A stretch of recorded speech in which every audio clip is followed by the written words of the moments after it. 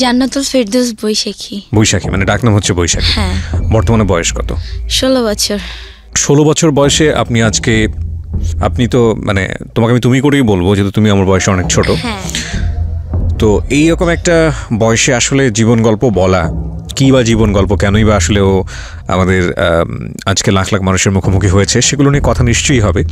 তবে আপনারা জানেন যে আমরা সাধারণত প্রাপ্তবয়স্ক না হলে জীবন গল্প আসলে প্রচার করি না। তবে দুই একটা ক্ষেত্রে ব্যতিক্রম, কিছু কিছু গল্প থাকে খুবই এক্সেপশনাল, সেই জায়গাটি থেকে আমরা আজকে ওকে লোক সমাজের মুখোমুখি করছি। তো বৈশাখী জন্ম জেলা কোথায়, কোন জেলায় জন্মগ্রহণ করেছো? গোপালগঞ্জ। ভালগা। ভাঙ্গা। ওকে, ঠিক আছে। বর্তমানে কোথায় থাকছো? এখন থাকি কেরানীগঞ্জ, পুরান ঢাকার ওদিকে। হ্যাঁ, পুরান ঢাকার ওদিকে। ওকে, ঠিক আছে, শুরু করো তুমি একেবারে ছোটবেলা থেকে, যেখান থেকে বলতে চাও। আমার মা বাবা গ্রামেই থাকতো, আমাদের গোপালগঞ্জ এখানে। তো আমি এরকম ভাবে, আমার বাবা মানে খুব নেশাখোর ছিল, অ্যাডিক্টিভ টাইপের, মানে খুবই। তো আমার আরো 2টা ভাই হয় আগে, আকাশ, বড় ভাই আকাশ, ছোট ভাই তমা। আমি আর কি মেঝো, আমি হই। তো আমার যখন আমি হই নাকি, তখনই নাকি আমার বাবাই নাকি আমার মার উপরে মানে খুব টর্চার করে, যে কেন একটা মেয়ে হইলো। একবার নাকি আমাকে মানে ছুঁড়ে ফেলে দিয়েছে বাগানে। আচ্ছা, হ্যাঁ। তো এখান থেকে তোমার বাবা পেশায় কি ছিল? পেশায় কিছুই করতো না, মানে জেলের ছিল, কখনো মানে জেলের কাজ করতো, কখনো এটা করতো, কখনো সেটা করতো, আর অল টাইম নেশাই করতো। মানে আজকে খাওয়ার মতো খাবার আছে, কালকে যে কি হবে তার সেটা মানে সেই করতো না। তো যখন আমার বয়স আস্তে আস্তে বাড়লো, 1.5 মাস হলো, তো আমার আবার আমার মারা হচ্ছে 4 বোন, আমার মা হচ্ছে সবার ছোট, আর আমার খালা হচ্ছে 3 নাম্বার আর কি। তো আমার খালার বিয়ে হয়েছে, তার বেবি কনসিভ হচ্ছিল না, অনেক বছর হয়ে গেছে বিয়ের। তো এইভাবে একটা চাপ ছিল। তো হওয়ার পরে সে গ্রামে যায়, শুনে আমার কাহিনী, যে নেক্সট আমার কি হবে, আমার ফিউচারের কথা চিন্তা করে সে আমাকে নিয়ে আসে। 1.5 মাস বছর বয়সে নিয়ে এসে নিজের মেয়ের মতোই লালন পালন করে। আর আমার আম্মু, মানে আমার আম্মুর যে আছে না, যে কখনো আমার প্রতি যে একটা মায়া তৈরি হবে, যে না ও আমার মেয়ে, ওর একটু এক্সট্রা কেয়ার করতে হবে বা ওর একটু খোঁজ খবর নেই, এরকম কখনোই হয় নাই। ঢাকা শহরে যাই, আমার খালা ঢাকায় গুলশান 2 থাকে, তো ওইখানে আমি লালন পালন হই। তো আমার মার আবার একটা ছেলে হয়। তো সেই ছেলেটা এখন আমার বাবা কোথায় ধরতে গেলে এখনো বাচ্চা আছে কি মারা আছে আমি যাই না, কারো খবরই তেমন একটা যাই না, শুধু মার খবর জানি। তো মার আর কি বিয়ে হয়ে যায়। ছোটবেলায় আমার খালা খালু যে মা বাবা, তাকেই আমি মা বাবা বলে চিনতাম।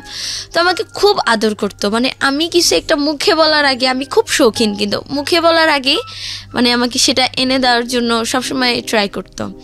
বিয়ে হয়েছে কি একটা লোক বিডিআর বলে, যে আর্মি বিডিআর রিটায়ার্ড হয়েছে, তার আগে আর একটা ওয়াইফ আছে, একটা ছেলে আছে অনেক বড়, ডিপ্লোমা ইঞ্জিনিয়ার কমপ্লিট করছে, আমার মাকে আর কি বিয়ে করছে যে কোনো কারণে।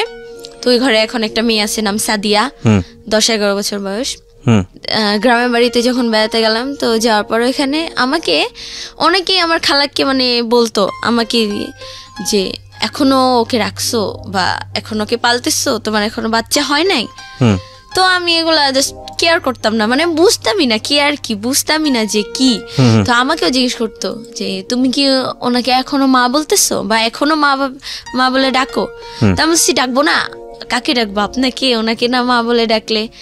তো বলছে আচ্ছা ঠিক আছে। তো এরকম আসতো, আমাকে এসে দেখে যেত। আচ্ছা, মানে আপনার খালাকে আপনি মা বলে ডাকতেন? হ্যাঁ, মা বলে ডাকতাম, বিকজ আপনি ওখানেই বড় হয়েছেন, তো ওনাকে মা হিসেবে জেনেছেন। জি, তারপর এভাবে আস্তে আস্তে আস্তে আস্তে মা যে খালা, সে মানে সে অনেক মডার্ন ছিল। তো সে আমাকে পালছে খুব শৌখিন ভাবে, অনেক আদর আল্লাহ দিয়ে। তো ফার্স্টে ভর্তি হয়েছি বাড়িদারা শিশু মঞ্চ কেজি অ্যান্ড হাই স্কুলে, ওইখানে ভর্তি হলাম, ওখানে পড়াশোনা। তারপরে পাশে যে Kalachandpur high school and college, ওটা এখন সরকারি হয়ে গেছে, তো ওইখানে 10 পর্যন্ত আর কি পড়া। তো এরকম আমি যখন ক্লাস 5-এ পড়ি, আমি ক্লাস 5-এ আমাদের কালাচাঁদপুর স্কুলে ভর্তি হই। তো ওই স্কুলে ভর্তি হই, তো তখন আমি আমরা আবার দেশে গেছি, গ্রামের বাড়িতে বেড়াতে গিয়েছিলাম। তো ওইখান থেকে আসার পর শুনি যে সে বেবি কনসিভ করছে। ওকে, তো এইখান থেকে আর কি শুরু গল্পটা, এখান থেকে। আচ্ছা, concept- বেবি কনসিভ করেছে মানে হচ্ছে আপনার খালা বেবি কনসিভ করেছে। হ্যাঁ, সেই বয়স কত তখন আপনার? আমার তখন 10 বছর, 5-এ পড়ি। 5-এ পড়ো তুমি ওই সময়? হ্যাঁ, তখন আমি 5-এ আর কি উঠবো, মানে উঠে গেছি আর কি। ওকে। তো আমি তো খুব আমাকে মানে একসাথে শুতে দেবে না, আমার রুম সবসময় আলাদাই ছিল, তারপর আমি মার সাথেই শুইতাম, মানে খালার সঙ্গে। খালা, হ্যাঁ ওই তো খালা, তার সাথে শুতাম। তো আমার শুয়া কি অতটা খারাপ ছিল না, ঘুমানোটা আবার অতটা ভালোও ছিল না। তো সে ভয় পাচ্ছিল যে আমার এত বছর পরে একটা বাচ্চা হবে, যদি কোনো একটা ও মাধ্যমে। ও আচ্ছা আচ্ছা, মানে কনসিভ করার পরে তোমাকে আলাদা একটা রুমে দিয়ে দিয়েছে যে তুমি ওখানে ঘুমাও। আচ্ছা, মানে সবকিছু আমার আলাদা হয়ে যাচ্ছিল আস্তে আস্তে। তো এরকম তো আমি খুব কান্নাকাটি, মা আমি তোমাকে ছাড়া শুবো না, মা আমি তোমাকে ছাড়া ঘুমাবো না, কিছুতেই না কিছুতেই না। তো আমিও তো যাবো না, আর সেও আমাকে যাওয়াই ছাড়বে, যে তোকে যাইতেই হবে, তখন তুমি থেকে তুই, তোকে যাইতেই হবে। তা সেরকম তো আমি যাবো না, খুব কান্নাকাটি করতেছি। যে আমার খালু বাবা, সে আমাকে এতটা মারলো, লাইফের ফার্স্ট অনেক মোটা একটা লাঠি দিয়ে মারার পরে আমাকে আলাদা রুমে রাখলো। আমি এমনি পাই ভয় পাওয়ার ফলে কি আমি খুব কান্নাকাটি করলাম, সারা রাত আমি চিল্লাইছি, মা তুমি কেন আমাকে ছেড়ে দিলে বলো, আমি তোমার বুকে শুবো মা, মানে অনেক কথা বলছি। পাশে তখন টিন সেট বাসা ছিল, তো পাশের রুম থেকে আর কি শোনা যায়। তো একটা মহিলা বলতেছে যে সারা রাত মেয়েটা এভাবে ঘুমায় নাই, সে তার মতো সে ঘুমায় গেছে, চিল্লাইছে মেয়েটা আর এভাবে কান্নাকাটি করছে মার কাছে যাওয়ার জন্য। তো যাই হোক, এক পর্যায়ে সকাল হলো, তো এরকম মানে খুব অ্যাভার্ড যে বাচ্চা হ্যান ত্যান। তো যখন বাচ্চাটা আমার মা আসলো আবার মাঝখানে, যে এখন তো সে প্রেগনেন্ট, কাজ টাজ করতে হবে, মানে আপন মা। হ্যাঁ, আমার যে আপন মা নাম সেলিনা। তো সে আসলো, আসার পর কাজ, ওই যে তার মেয়ে হয়েছে ওই ঘরে, মেয়েকে নিয়ে আসলো, আসার পর কাজ টাজ করতো। তো তখন আমাকে আমার মা একদিন ডাকে বলতেছে, জানো আমি তোমার কি হয়? হ্যাঁ, তুমি তো আমার খালামণি হও, তুমি আমার ভালো খালামণি, ছোট খালামণি আমার। না, আমি তোমার মা হই। মা হও? কেন মা হবো, আমার তো মা আসছে। বলছে না, আমি তোমার মা হই। তা বলছি কেন তুমি, মানে আমি মানে তর্ক করতেছি, খুব জিতছিলাম, কেন না তুমি আমার মা হও না, কেন বলতেছো এগুলো, আমি জানি তো হ্যান ত্যান। সে আবার আমার রুমে শুইতো, তো আমি তাকে শুইতে দিতাম না। আসলে কি, হ্যাঁ ওনারা গ্রামের থেকে আসছে আর আমি ঢাকা শহরে থাকি, আমি কেন শুইতে দিব আমার সাথে? হ্যাঁ, আর আমার খালা কি, মানে আমার যে মা, আপন মা, সে আবার কি মানে একটু নোংরা টাইপের, মানে গ্রামের তো মানে অত কিছু বুঝতো না, 2 রুমের নেওয়ার জন্য আর কি আমরা ফার্স্টে টিন সেটও না, এটা মোটামুটি ভালো একটা। তো যাই হোক, আস্তে আস্তে হ্যাঁ তুমি আমার সাথে ঘুমানোর জন্য, আমার থেকে একটু পটায় চকলেট বা এটা নেওয়ার জন্য, মানে আমার তখন ধারণা এটা ছোট তো, এগুলোর জন্য মনে হয় তুমি এরকম আমাকে ভাও দিচ্ছ, এক কথায় ভাও দিচ্ছ। বলছে না, আমি তোমার মাই হই। তো আমার নানু এখন নাই, মারা গেছে। আমার নানু বলছে কি, পুরাটা খুইলা বললো যে ওর আর কোনো সিচুয়েশন ছিল না, তোমাকে দিয়ে দিচ্ছে, তুমি 1.5 মাস তোমার মার কাছে ছিলা, শুধু 1.5 মাস ছিলা, আজ হয়তো তোমার মার কাছে থাকতে, এরকম তোমার 2টা ভাই আছে। তো আমি না ফার্স্টে কিছুটা বিশ্বাস করছি, কারণ আমার মা, আমার যে খালা, সে তাকে, আমার আবার একটা খালা তো ভাই আমার সাথে ছিল, পারভেজ নাম। তো সে খালা বলে ডাক দিছে, তো আমি ফাজলামি করে ডাক দিছি কি, হ্যাঁ খালা, হ্যাঁ দাও ভাত দাও। সে বলে হ্যাঁ তোমার তো খালাই। হ্যাঁ মা কি বলো, খালা কেন? না ওই কিছু না। তো এরকম তখন একটা আসলো যে সত্যি মনে হয়। আস্তে আস্তে আমার মা আমাকে বলতে লাগলো, মা এটা ছিল, তুই পড়াশোনা করে অনেক বড় হয় মানুষে আমার কাছে আসবি। তো এরকম আস্তে আস্তে বাচ্চাটা যখন হইলো, আমার নানু আমাকে বলে কি, তোকে না ওই বিছনায় পর্যন্ত উঠতে দিবে না, জানিস, তোকে এইটা করবে ওইটা করবে, তোমার খাবার ছুটাই দিবে, তোমাকে দিয়ে সব কাজ করাবে, এটা করবে সেটা করবে। তো আমার মনে হলো না, আচ্ছা তাই, ঠিক আছে, এরকম কেন হবে, থাক, মাই তো বাবাই তো, এরকম কেন করবে। আমার খালু আবার খুব ফর্সা, আমার খালা আবার একটু ডিপ শ্যামলা, তো মেয়েটা হচ্ছে একদম কুচকুচে কালো। তো যাই হোক, সবার আদরের মনি সবার। আর আমার খালাকে খুব মিষ্টি আনলো, পছন্দ করতো, মিষ্টি আনলো। তো আমি সবাইকে বিলাইতে গেলাম যেভাবে, যে দেখো আমার অ্যাম্বুলেন্স থেকে যখন নামলো, আমি ধরতে নিলাম, এই ব্যথা পাবে, ছাড়ো ছাড়ো ছাড়ো, হ্যান ত্যান, বিছানায় বসে যে আমি একটু আদর করব। আমার নানু, এই সরো সরো সরো। আমার খালা যখন মানে হয়েছে মেয়েটা, তখন নাকি আর কি বুকে দুধ পাচ্ছিল না, তো রুম থেকে বের করে দিত, খুব খারাপ ব্যবহার করতো, স্যাং স্যাং বলে যাকে, বের হতো। আমি বাহিরে একটাই যেতাম, বসে কানতাম কি, ইস আমি হয়তো আমার মাকে হারায় ফেললাম। তো মানে আমাকে যেই দেখে সেই বলে, তোমার কিছু একটা হবে, জানো, তোমার কিছু একটা পরিবর্তন হবে। তা আমি আবার হোগা, আমি জানি না হোগা কি, তাপটা দেখি, তো এরকম হয়ে যাক, যা হবে হবে। তো এরকম ছোট ছিলাম। তো যাই হোক, পড়াশোনা আস্তে আস্তে আস্তে আস্তে আদরটা আস্তে আস্তে উঠলো। আমার খালা খুব আদর করে তাকে, আর আমাকে কিছু হইলেই খুব বকাঝকা করে আস্তে আস্তে যে ইগনোর অ্যাভয়েড বলে সেটা উঠে আসে।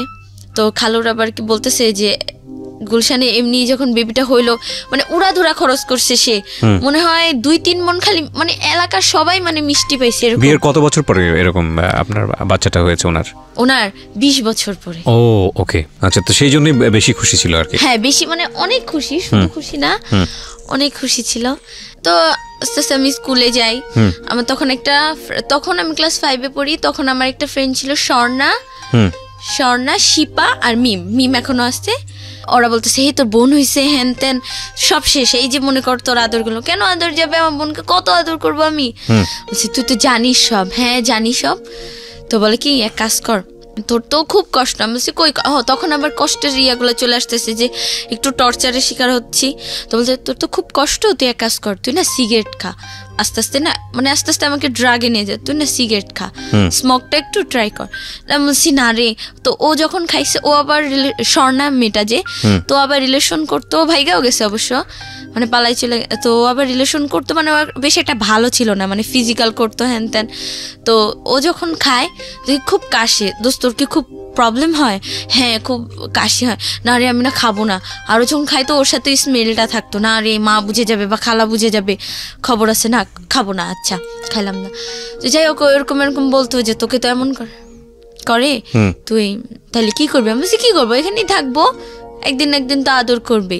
তো আমার বাবাটা আবার আদর করতো তখন মানে খালু, সেই শুধু আমাকে একটু আদর করতো, আর কেউ না। এরকম আদরটা তো আস্তে আস্তে বড় হই। তো এখানে আবার কি যে এখানে যে একটু অনেক টাকা খরচ হয়ে যায়। তো খালু বলে কি ভাসানটেক মিরপুর 14 ভাসানটেক দেওয়ানপাড়ার ওখানে আমরা শিফট হই। ওইখানে আমি আবার ভাসানটেক হাই স্কুলে ভর্তি হই, উচ্চ বিদ্যালয় যেখানে ভর্তি হই। ওইখানে পড়াশোনা করতে আমি, আমার আবার খালার আবার একটা ফ্রেন্ড ছিল, ছেলেটা হিন্দু বাট নাপিত। আমরা যে ওই যে টিনসের পাশেটা থাকতাম, তার সামনে সেলুনের দোকান ছিল। তো তাকে নিয়ে আমার খালু খুব জেলাস ফিল করতো, মানে সেই ছেলেটা কি আমার খালাকে খুব লাভ করতো। আর আমি অনেকের মুখে থেকেই শুনছি যে বেবিটাই নাকি তা, এটা আমি বিলিভ করি নাই কখনো। যাই হোক এটা তাদের ব্যাপার। তো ছেলেটার সাথে আমার খালা মানে সবকিছু শেষ করে দিতে চাই যে তোর জন্য আমার সংসারে আগুন লাগবে। আমাদের ওই বাসায় তো আসতোই, আগে আসা দেওয়া ছিল। তো ওই ভাসানটাকে একদিন আসছে, তো আমার খালা আমাকে ফোন দেওয়া ধরাই দেয়, যেন আমি ঠিকানাটা বলি আমার মাধ্যমে আসে, জানি আর কোনো প্রবলেম না হয়। তো ধরা দেয়, হ্যাঁ মামুনি, আমাকে সবাই জান্নাতমণি, হ্যাঁ জানুমণি তুমি কোথায় থাকো তোমরা এখন, আমাকে ছেড়ে চলে আসলা? হায় হায়, না আমরা তো যে দেওয়ানপাড়া আছি, হ্যান ত্যান, এই যে মরিয়ম পাড়া নাকি এখানে একটা প্রভাবশালী মহিলা, এই তার এলাকা। হ্যাঁ। তো বলছে ঠিক আছে আমি আসবো তোমার সাথে দেখা করতে। তো এরকম আসতো। তো তাকে নিয়ে পাশের একটা মহিলা একটু প্যাচ লাগাই দেয় আমার খালু। তো ওইখান থেকে আমরা চলে আসি। প্যাচ লাগাই দেয় বলতে ওইখানে আবার কিছু ছেলে পেলে, মানে আমার খালার উপরে কেন যায় না রাগ ওই মহিলা দুইটা। তো আমার ওখানেও কটা ছেলে লাগাই দেয়, যাদের আমি স্কুলে যেতে পারি না, ছেলেগুলো আইসা খুব ডিস্টার্ব করে, ইফটিজিং এ অনেক খারাপ একটা অবস্থায় চলে যায়, যে ছেলেগুলা যে অফার করতে থাকে আমাকে রিলেশন করবো হ্যান ত্যান। তো যাই হোক আমরা এখান থেকে চলে আসি আবার ব্যাক গুলশানে। তো আইসা এখানে পড়াশোনা ওই যে বাদ 6 মাস 6 পর্যন্ত, 6টা ভালো মতো পড়া হয় নাই। তো 7-এ ভর্তি হব। তো যাই হোক বাসার সব কাজ টাজ সব করতাম। খালা কি সবসময় ওর জন্য কিছু একটা এক্সট্রা রাখতো, বলতো কি তোকে তো ছোটবেলায় কত আছে না যে কিশোরের যে একটা পুষ্টির ব্যাপার, আমার দিকে যে না এসব কিছু কেয়ার করতো না, যে ওর এটা লাগবে বা ওর ওইটা লাগবে, এরকম কিছুই না। এই নুসাইব ভালো কিছু একটু হয়েছে, সব একটু খাইলো, এইটা নুসাইবার পরে যে ওটা খাবে বা আমার যে খেতে ইচ্ছা করবে, বা আমার মানে হচ্ছে যে ওনার মেয়েটা, হ্যাঁ নুসাইবা, এটা ওর। তো আমার খুব খারাপ লাগতো জিনিসটা, কম বয়স আর ফ্রেন্ডরা বুঝাইতো। তো যাই হোক আস্তে আস্তে খুব একটু টর্চারের ইয়াতে ছিলাম। 7-এ উঠলাম, কিছু হইলেই মানে আমাকে এতটা মারতো মানে যা পাইতো হাতের কাছে। মানে এখনো আমার মানে বডি প্রত্যেকটা জায়গায় ব্যথা। পানি ঢালতে গেছি, পানিটা হাত থেকে একটু পড়ছে, সেজন্যই একটা থাপ্পড় খাওয়া লাগবে, একদম মাস্ট খাওয়া লাগবে। মানে কথায় কথায় গায়ে হাত তুলতো। আর একটু ভাইবাও নিত না যে বড় হয়েছে একটা মেয়ে মানুষ, না এরকম না। 7-এ উঠি এরকম কষ্ট। তো 7-এ উঠি লাস্ট দিক দিয়ে একদম। তো আমরা ওই বাসাটা ছাড়ি। এখন আমরা একটু টাকার সমস্যায় পড়ে গেছি, কারণ আমার খরচ আমাকে তো একদম বিয়ে দিয়ে দিবে। তা আমার খরচ, আমার খালুর আবার কথা কি না থাক পড়তে থাক, এসএসসির পরে তো জানি হিসাব করা যে 16 বছর হবে, এইচএসসির পরে ওর 18 বছর হলে ওকে একটা সরকারি জব দিয়ে দিব, ওর নিজের লাইফ নিজে করবে। ওকে, তো ওই তো আবেগের বয়স, ফ্রেন্ডরা ছিল, এটা বলে ওটা বলে কদিন পর পর যে তুই একটা রিলেশনে যা, তুই তো এরকম সেরকম, তোর উপরে ক্রাশ খাইছে। আমি কেয়ার করি নাই। 7-এ আমরা 7 তলা একদম ছাদের উপরে বাসা নেই, আর আমাদের 5 তলা একটা ছেলে থাকে, ওই ফার্স্ট লাভ। ছেলেটার নাম নাইমুল হাসান সিজান আর কি, সবাইকে সিজান বলে ডাকতো। আচ্ছা, আমরা যেদিন বাসায় উঠি ওই দিন ছাদের উপরে ছিল, আমরা সবকিছু আমাদের মালামাল সেট করি। তো সেই দিন ওকে দেখে কেন জানি আমার মানে মনে হলো কি মানে কত আগের যেন চেনা, কত কিছু জানি, যে খুব অনেক অনেক মানে আস্তে আস্তে এতটাই ভালো। পর ও 5 তলায়, আমি 7 তলায়। তো সিজান, ওর একটা বোন আছে নাম সিনিন্না, ওর বাবা পুলিশে চাকরি করে, আচ্ছা, চিটাগাং। ওর মা, ওর বোন আর ও থাকে এখানে, ওর বাবা ওইখানে কোয়ার্টারে থাকে। তা তো আস্তে আস্তে এরকম ও আবার, আমি তখন ও আমাদের স্কুলে তখন 9-এ পড়ে, আমি তখন 8-এ উঠবো আর কি, 7-এ। আমাদের আর কি এলাকায় আমাদের একদম গেট সোজাই একটা মাঠ, তো মাঠের ওখানে আরিয়ান স্যার কোচিং করাতো। তো আমি ওখানে ভর্তি হয়ে গেলাম, যে পড়াশোনা আবার তো স্টার্ট করছি, তো পড়াশোনা তো ওইখানে ও বসে থাকতো। ও কি খুব খারাপ ছেলে ছিল, আমি জানতাম না, মানে দেখে খুব ইনোসেন্ট মনে হয়, খুবই আমাকে দেখে না টোন করতো, মানে মানে মানে আমার ফ্রেন্ডরা মিম আবার খুব মডার্ন ছিল। আমি মানে এতটাই ছিলাম, মানে আমার ঘরে কখনো লিপস্টিক পর্যন্ত কিভাবে দিতে হয় এটা আমি জানতাম না, কাজলটা হালকা জানতাম, আমার খালা খুব মডার্ন ছিল, বাট আইলাইনারটা চিনতাম না, এরকম কিছুই ছিল না। ওখানে গেলাম, তো সিজন কি আসে না যে একটা মডার্ন মেয়ের সাথে যদি খ্যাত বলতো, যেটাকে খ্যাত মেয়ে যদি যায় স্বাভাবিক হাসবে। তো একদিন দুদিন আমার ফ্রেন্ডরা খেয়াল করলো যে হাসে, আমি বললাম কি দোস্ত এই ছেলেটাই তো সেই ছেলেটা। আমি বলছি ওকে আমার ভালো লাগছে, বলছে ভালো লাগছে, এটাকে ক্রাশ বলে। আমি বলছি কি বলে? ক্রাশ। আমি বলছি আচ্ছা এটাই ক্রাশ? বলছে হ্যাঁ এটাই ক্রাশ। তো হাসে, তো বলে কি এই যে দেখছিস তোকে দেখে ও হাসে, ও তোকে লাইক করে, দেখ ও তোকে, কিন্তু ওকে দেখে হাসে যে ওর সাথে আমাকে ওকে দেখে হাসে, ও না তোকে দেখে হাসে রে, তোকে পছন্দ করছে, এই তো তোর ফার্স্ট লাভ এবার সাকসেস হবে। তো যাইতাম, তো 6টা থেকে 9টা পর্যন্ত হইতো রাত কোচিংটা। তো ওইখানে বসে থাকতো, তো আবার 8টার সময় চলে যেত। তো প্রতিদিন একটা এক্সকিউজ দিতাম, স্যার আমার পেট ব্যথা, এটা ওইটা, আমি দেখা যাবো, দেখে বের হবো, দেখে ঢুকবো, দেখে বের হবো। তো এরকম কোচিংয়ে তো স্টাডি করতেই থাকলাম। তো স্কুলে যেতাম, তো ও আর কি আস্তে আস্তে বুঝলো কিভাবে, ও ছাদে যাইতো, ছাদে ও মেয়েদের সাথে কথা বলতো, ফোনে ওর গার্লফ্রেন্ড মানে জিসান মেয়েদের সঙ্গে কথা বলতো, জিসান না সিজান, হ্যাঁ সিজান মেয়েদের সাথে অনেক কথা বলতো। আমি ওর দিকে মানে মুগ্ধ হয়ে তাকায় থাকতাম। একটা ছেলে কিন্তু বুঝে যে একটা মেয়ে তাকে ফলো করতেছে, ও যেদিক দিয়ে। আপনি ক্লাস 6-এ পড়েন? 7 ক্লাস 7-এ। ওকে, আমাদের ক্লাস হচ্ছে কালীচাঁদপুর স্কুল, তো এখানে মেয়েদের হচ্ছে 7টা থেকে ক্লাস 12টা পর্যন্ত, আর ছেলেদের 12টা থেকে 5টা পর্যন্ত। তো আমি আবার আরেকটা কোচিং করতাম ওই স্কুলের স্যারের এখানে। যাই হোক, তো আমি 6টা থেকে 6টায় আর কি বাসা থেকে বের হতাম, তো 7টায় ক্লাস, তো 12টা এসে। তো আমি কি করতাম, আমাদের কি 12টার 10 মিনিট আগে একটু মেয়েদের ছেড়ে দিত, কারণ ছেলেরা ওইখানে মানে ক্লাসে প্রত্যেক ক্লাসে মানে ব্যাগ টেক রাখতো, তো 10 মিনিট আগে ছেড়ে দিত। তো আমি না 10 মিনিট পরে বের হতাম, মানে ঘোরাফেরা করতাম স্কুলে, যে ওকে একবার দেখবো। আর মিমকেও সাথে রাখতাম, দোস্ত তুই থাক, আমার হাত পা কাঁপে যদি কিছু একটা বলে। ও আবার খুব রাগী সিজান। আচ্ছা, আর মিম বলতো কি আরে হয়েই তো গেল তোর কানেকশন, তুই এত ভয় পাস কেন?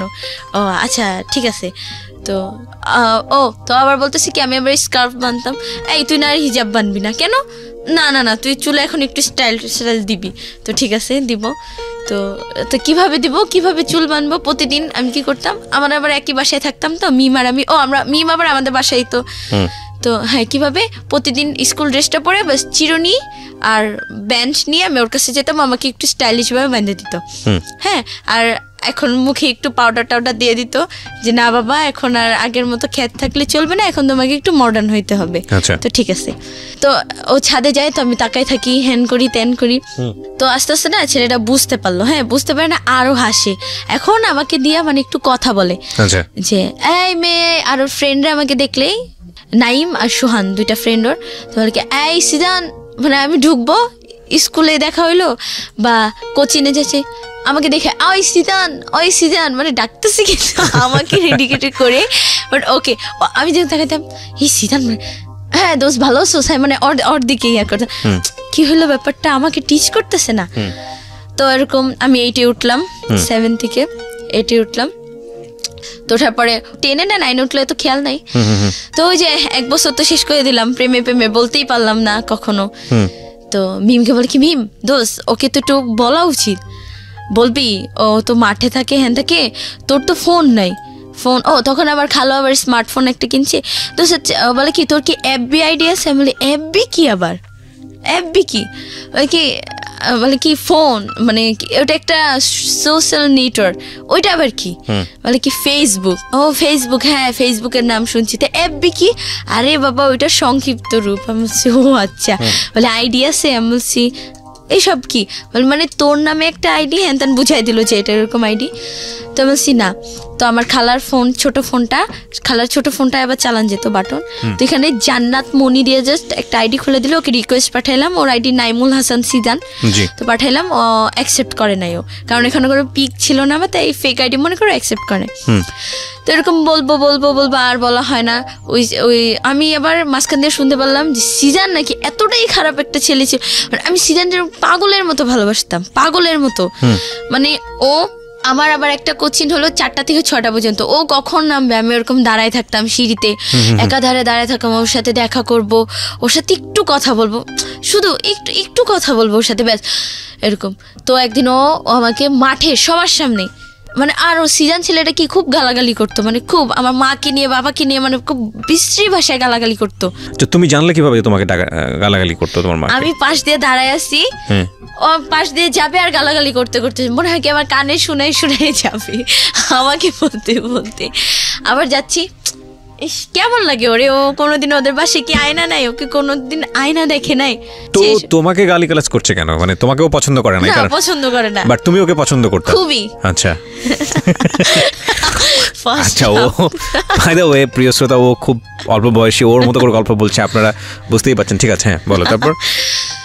তো যখন ওর কথা মনে পড়ে সারা রাত কান্না করি। দিনে তো ওই যে কাজ টাজ করি, সারা রাত একটু রেস্টের দরকার, সারা রাত কান্না করি, ওর জন্য দোয়া করি আল্লাহ ও জানি আমাকে একটু ইয়ে করে, মানে ও জানি আমার সাথে একটু ভালো ব্যবহার করে। আরে ভালোবাসলে কি পাইতে হবে?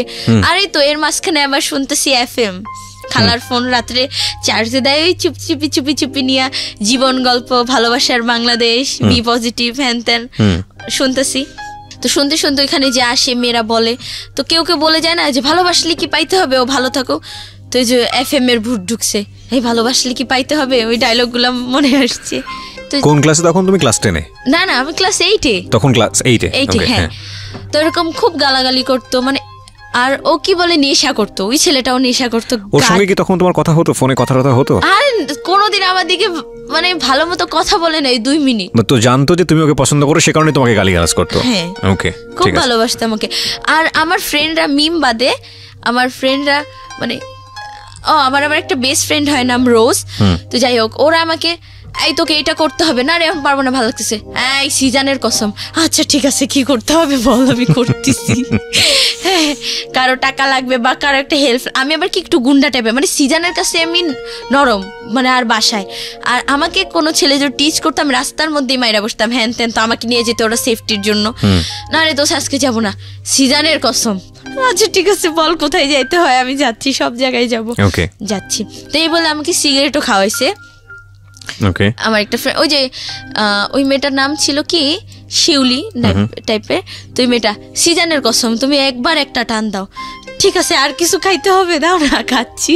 সিজান আবার স্মোক করতো, তো ওই দোকানের একটা ছেলে, মানে যে দোকানে গিয়েও সিগারেট খাইতো, আমার যে বেস্ট ফ্রেন্ড শান্তা আর কি রোজ, ও নিজের নাম FB-তে নাম দিছে রোজ, তাই ওকে সবাই রোজ নামেই চিনে।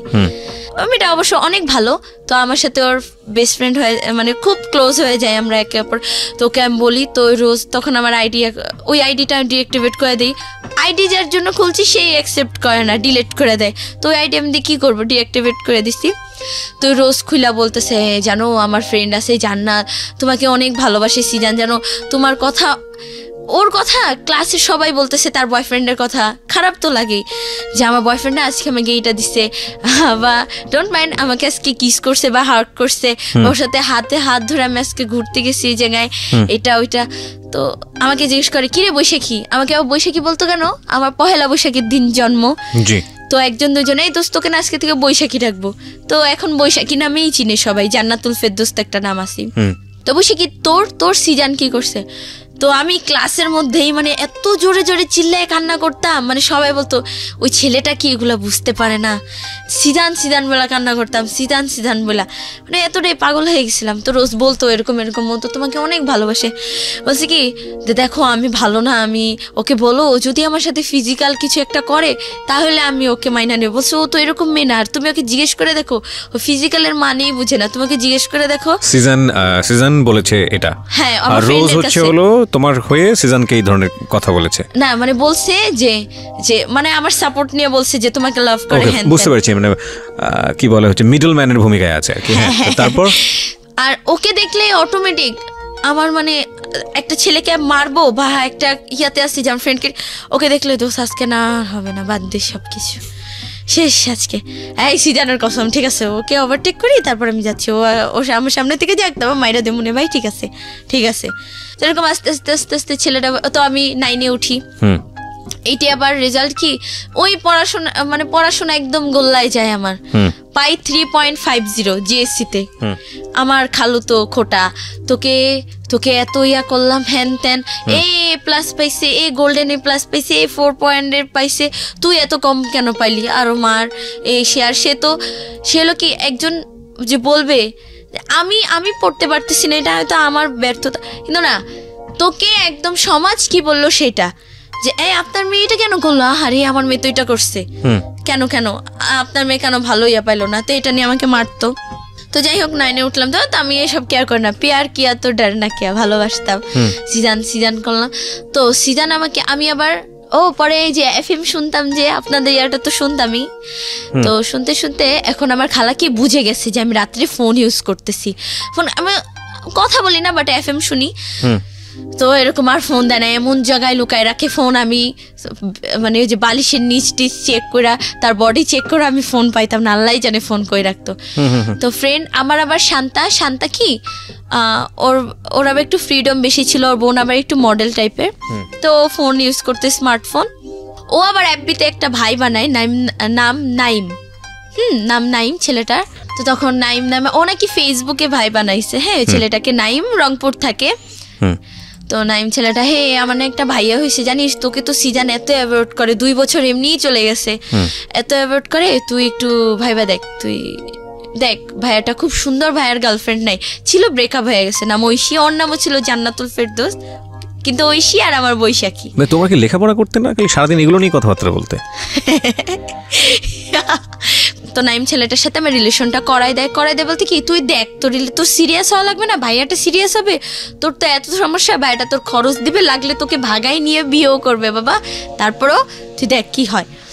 তো এরকম আস্তে আস্তে 9-এ তখন আস্তে আস্তে ছেলেটা 1 মাস হয়, জানুয়ারি চলে যায়, তো আমি সিরিয়াস না, ছেলেটা সিরিয়াস হয়ে যায়। তো দেখ আমি মাঝখানে ব্রেকআপ করে দিই, ধুর আমি সিজানকে ছাড়া কাউরে না রে, এইসব ছেলে চলবে না। বলছি খুব ভালো, তো ধর তুই বাদ দে, তুই সিজানেরই পটা দেখ। আমি কি নাইমের কাছে যাবো, আমি পানি খাইতে গেলে ওই পানির গ্লাসেও আমি সিজানকে দেখি, হ্যাঁ আরো 2 বছরের একটা মায়া পড়ে গেছে, আমাকে ছাড়তে পারবো না, তুই পারলে যা ছাড়গা, বা তুই নাইমকে ধরগা, হ্যাঁ আমার ভাই লাগে চুপ, দুজনের তো এরকম ঝগড়া।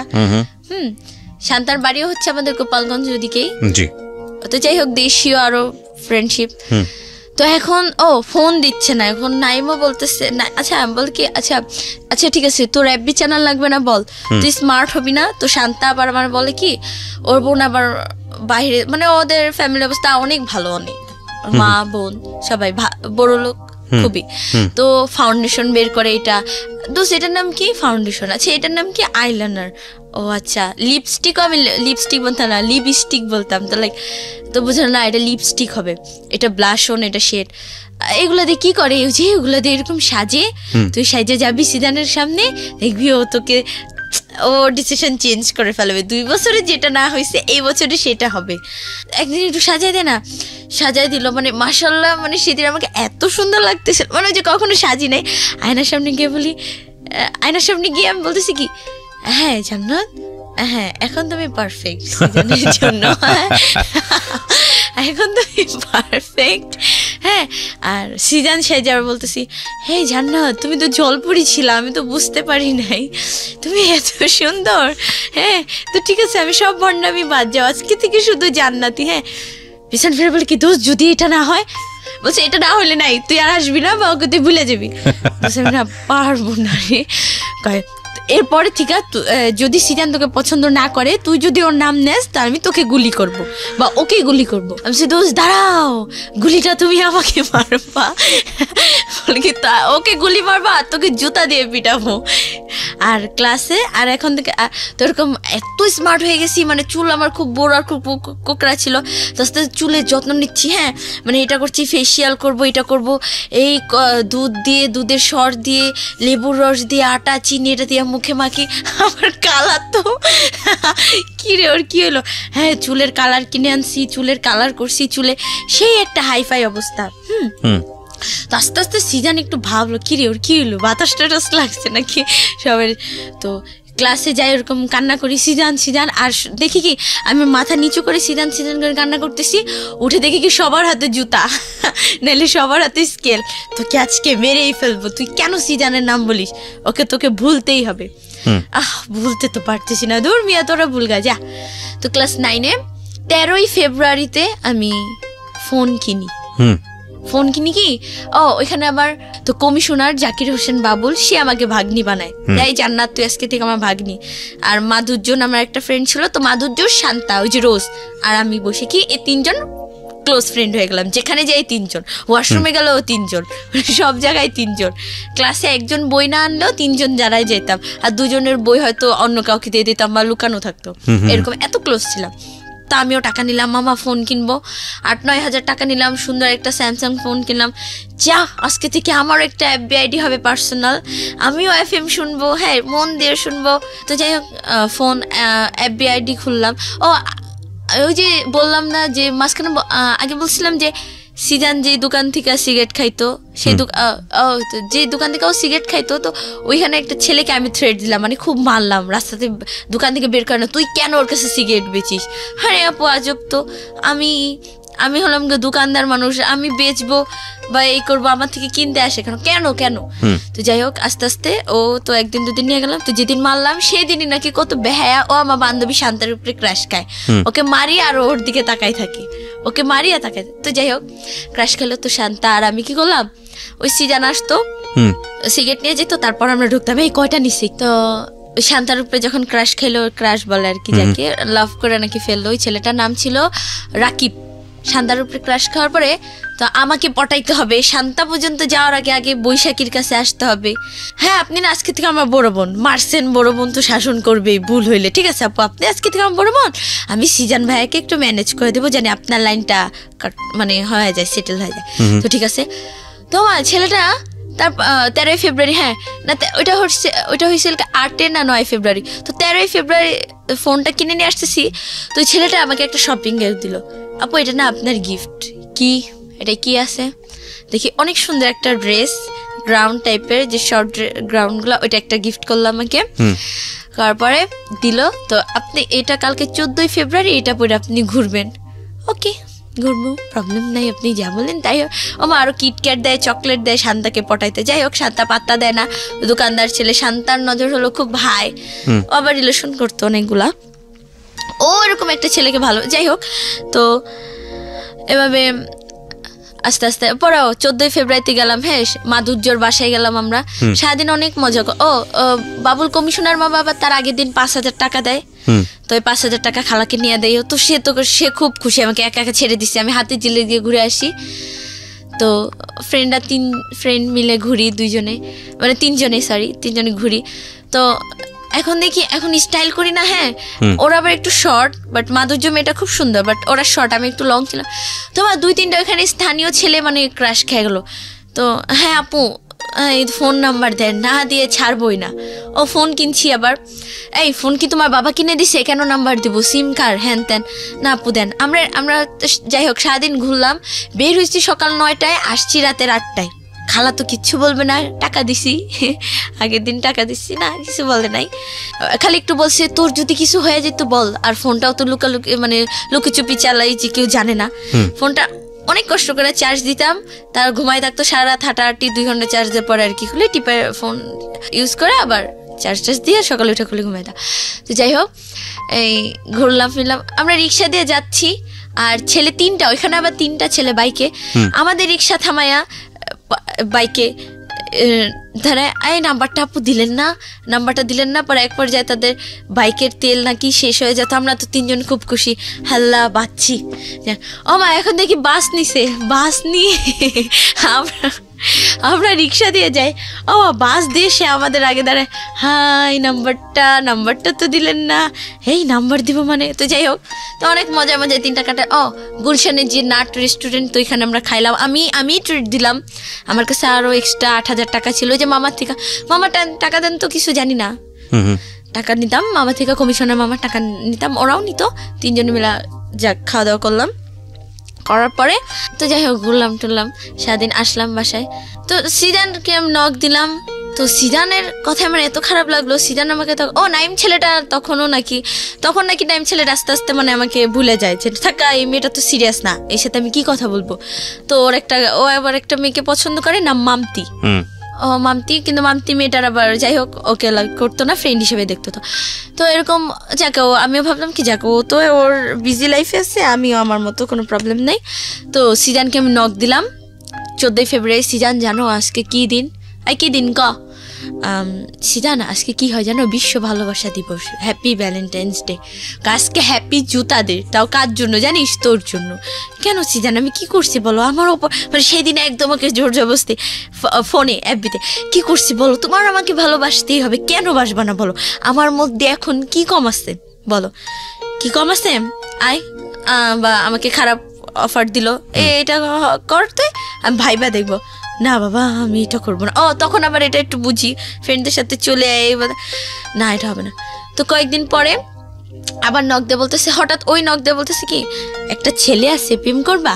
সিজান আমি কেন প্রেম করবো? কেন তুমি আসো না?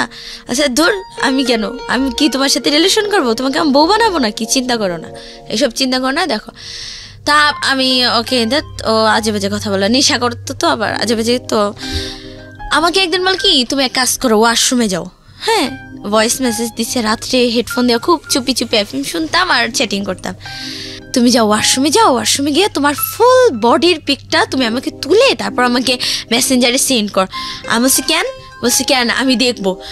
তখন আমি না শান্তাকে নক দিলাম, দোষ কি করবো বল? বলছে আজকে তোর পরীক্ষা হবে যে তুই কে। আমি বলছি দাঁড়া ঠিক আছে দাঁড়া। হ্যাঁ ওরে ভাব নিলাম যে ওরে আমি এখনই বাসায় গিয়ে মায়ের আসবে। হ্যাঁ তার ওরে নক দিয়ে বললাম কি কেন আমি না পারবো না, মানে এমবি নাই। শান্তা বলে কি বকা দিছিস? আমি বলছি হ্যাঁ সেই বকা দিছি, ওকে পারি নাই। পরের দিন আবার বলতেছে যে খারাপ পিক দিতে, মানে সেদিন মানে আমার খুব রাগ উঠেছিল। ও সেদিন আবার শুনছি কি ও নাকি ওর ব্যাপারে মানে সব জানছি যে ও খুব খারাপ, ও মেয়েদের সাথে ফিজিক্যাল করে, ও নেশা করে, মানে ও ভালোবাসা কিছুই বুঝে না। সেদিন চাইছে আমি বলছি কি যা তোর মারি গিয়া বল দেখাইতে। কি বললি তুই? বলছি হ্যাঁ তোদের মতো ছেলেকে এভাবেই শাস্তি দিতে হয়। ওরা বলে কি তুমি না জান্নাত না, ও নর্মাল হয়ে গেছে, তুমি না জান্নাত না। আমি জান্নাত, ভয়েস এসএমএস পাঠাইছি হ্যাঁ আমি জান্নাত, কি বল যে তুমি জান্নাত না, এটা জান্নাত না, এটা হয়তো ভিডিও করা বাট কথা এরকম না, তুমি জান্নাত না আমি জান্নাত। বলে কি তুমি এত কঠিন কিভাবে হইলাম? বলছি ওই যে 2-2.5 বছরের এক্সপিরিয়েন্স আছে, তোমার পিছনে ঘুরছি আমি, হ্যান করছি ত্যান করছি, কত কিছু করছি।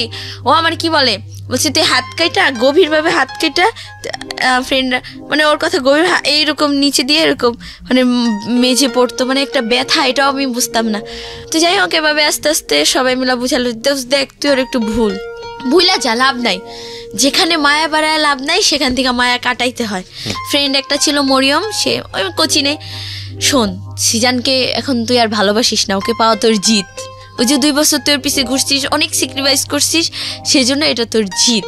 সিজান আবার একদিন কি করছে, আমার খালার কাছে গিয়ে, এমনি তো টর্চারের শিকার, খালার কাছে গিয়ে বিচার দিছে আপনার মেয়ে আমার পিছনে ঘুরে স্কুলে সবাইকে বলে দিছে যে আমি জান্নাত আর সিজান মানে ও হচ্ছে আমার হাজবেন্ড।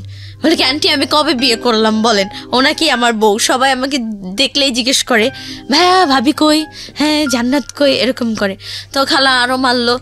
তো এদের মনে হয় কি ভালোবাসার জন্য মায়ের কোনো ব্যাপার না। খালাও সেদিন মারলো ফার্স্ট, খালু তো জানলই না, তাহলে তো অবস্থায় খারাপ, বাসা থেকেই নামাই দিত, কি করতাম। তারপরও ওর মনে একটু ইয়া নাই যে মেয়েটা আমার জন্য এত কিছু করতেছে, এত কিছু, একটু ইয়া করি। তো আস্তে আস্তে বললাম যে এখন একটু অ্যাপবি চালাই, ছেলেরা নক দেয়, একটু হাই ফাই ভাবে একটু অ্যাঞ্জেল জান্নাতমণি আইডি খুললাম যে, তো ওটা আমার ফার্স্ট আইডি অ্যাঞ্জেল জান্নাতমণি। আচ্ছা, এই অ্যাঞ্জেল জান্নাতমণি নামটা কেন দিলা? তোমার নাম তো অন্য নাম। আমার নাম তো জান্নাতুল ফেরদৌস। হ্যাঁ, তো তুমি অ্যাঞ্জেল কেন লাগালে নামের? ওই যে অ্যাঞ্জেল নামটা কেন লাগাইছি কি, যে আইডি খোলার আগে মানে আমার ভালো লাগলো যে অ্যাঞ্জেল দিব, জান্নাত থাকবে আর মনি। আমাকে তো অনেকে জানুমণি, ওই যে আগে যে জানুমণি জান্নাতমণি ফ্যামিলি থেকে যে ডাকতো। আচ্ছা, কিন্তু অ্যাঞ্জেলটা লাগালে কেন? অ্যাঞ্জেল মানে যে পরি টাইপস, ফেরেশতা কিছু একটা হাই ফাই তো এরকম। ওকে, ঠিক আছে। তারপর না, এরকম অ্যাঞ্জেল নামে অনেক অসংখ্য আইডিয়া আছে, অসংখ্য, এখনো সার্চ দিলে। তো অ্যাঞ্জেল জান্নাতমণি এরকম করলাম। তো এখন ছেলেরা নক দেয়, একটা পিক আপলোড করলে আপু সেই হয়েছে, আপু জোস হয়েছে, ক্রাশ খাইছি, ও আপনি তো পুরাই অ্যাঞ্জেল। এই কিরে আমি তো সত্যিই সুন্দর রে, তাহলে যাক সিজানকে আস্তে আস্তে বলতাছি। তো পুরান ঢাকার একটা ছেলে, নাম সুপ্রদীপ ছেলেটার, ওরা দুই ভাই, সুদীপ্ত সুপ্রদীপ। তো ওর আইডি আবার র্যাপার দীপ। তো ওই ছেলেটাকে আমার এরকম মানে আমার ভালো লাগছে। তো ছেলেটাও আস্তে আস্তে এরকম আমাদের রিলেশন হয় বলতে কি মানে আমরা দুজনকে বলি মনের কথা। তো যে আবার ফোন নিয়ে আমি আবার ধরা খেয়ে গেলাম। আমার খালু কি করছে, ফোনটা নিয়ে গেছে। ফোনটা যখন অফিসে নিয়ে যায় তো আমি খুব কান্না করি, ফোনটা কেন নিবা, আমার একটা ফ্রিডম বলে তো কিছু আছে। আমার ফ্রেন্ডরা গিটার কিনে, দামি ড্রেস কিনে, অমুক জায়গায় যায়, ঘুরে। আমারও খুব ইচ্ছা ছিল মানে আমাকে সবাই এক নামে চিনবে, ওই যে আবেগের একটা, এখনো তো আবেগেরই বয়স, যাই হোক তখন আর একটু বেশি, যে আমাকে সবাই এক নামে চিনবে, বৈশাখী, গুলশানের বৈশাখী বা গুলশানের জান্নাত, এরকম। হ্যাঁ, যে এমন কিছু একটা করতে চাই, এরকম। আসলে কি এটা হয় নাই। তো আমার ওই ছেলেটার সাথে যখন পরিচয়, তো ছেলেটা কি আবার ওই ছেলেটা সিজানের থেকেও বেশি খারাপ, সিজানের থেকেও বেশি নেশা করে, মানে এতটাই নেশা করে, মানে সে সব ড্রাগ নেয়। নেওয়ার পরে নাম কি ছিল ছেলেটার? সুপ্রদীপ। হ্যাঁ, ডাক নাম হচ্ছে দীপ। মাঝখানে আবার আমার নাইমের সাথে কন্ট্রাক্ট হয়। নাইম আবার কি করছে, মানে জেলাস ফিল হইতেই পারে, রিলেশন হোক আর না হোক। আমি আবার মাঝখানে সিরিয়াস হয়েছিলাম, দীপের সাথে রিলেশন আগে নাইমের সাথে সিরিয়াস হয়েছিলাম। নাইম ওর বাইক ছিল, ও বাইকে ও গলা ধরে একটা মেয়েটাও ভালো না নাকি, ওই মেয়েটার 2টা বিয়ে হয়েছে, হ্যান ত্যান একটা বাচ্চা আছে, মানে ক্যারেক্টারও প্রবলেম আছে। আর মেয়েটা ইয়াবা খায়, মানে ড্রাগ নেয়, অ্যাডিক্টেড মারাত্মক ভাবে। ওই মেয়েটার সাথে ও গলাগলি ধরে ও বাইকে উঠে পিক তুলছে, আপলোড দিছে ক্যাপশন দিয়ে, জান তোমাকে অনেক অনেক মিস করি। এটা কি কোনো গার্লফ্রেন্ড ইজিলি মাইনা নেয়? আমি তো ওই পিকটার জন্যই আমি আজও রাগ, ও কেন ওই পিকটা আপলোড করবে? সীমা কে হয় ওর? সীমা আপন না জান্নাত আপন? না, ও বলে আমার ফ্রেন্ড, ও আমার বোন। চুপ থাক তুই। তেন ওকে ব্লক মেরে দিছি, আমি আনফ্রেন্ড করে দিছি, যা ওর সাথে কোনো কথা নেই আমার। একটা মেয়ের সাথে ও কেন গলাগলি ধরে পিক তুললো বাইকে? তো এরকম সুপ্রদীপের সাথে রিলেশন হয়ে গেল 3-4 মাস। মানে ওই যে 3-4 মাস আবার গ্যাপ পড়লাম, তো তখন নাই গ্যাপ পড়লো।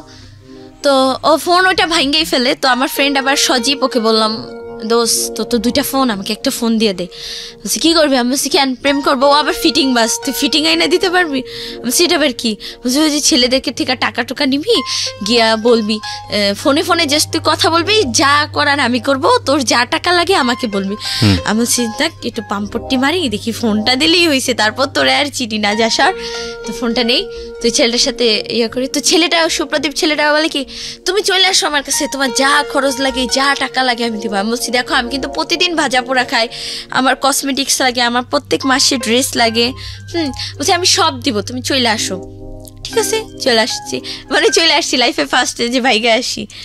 খালু রিয়াটা চলে আসছি কেন, আমার 9-এ যে মানে যে 8-এও বার্থডে সেলিব্রেট হয় না, 7-6-এও বার্থডে সেলিব্রেশন হয় না, তো ফ্রেন্ডদের হয় আর হয়, তো আমারও খুব ইচ্ছা করলো, তো আমারও না খুব বার্থডে সেলিব্রেট করতে ইচ্ছা।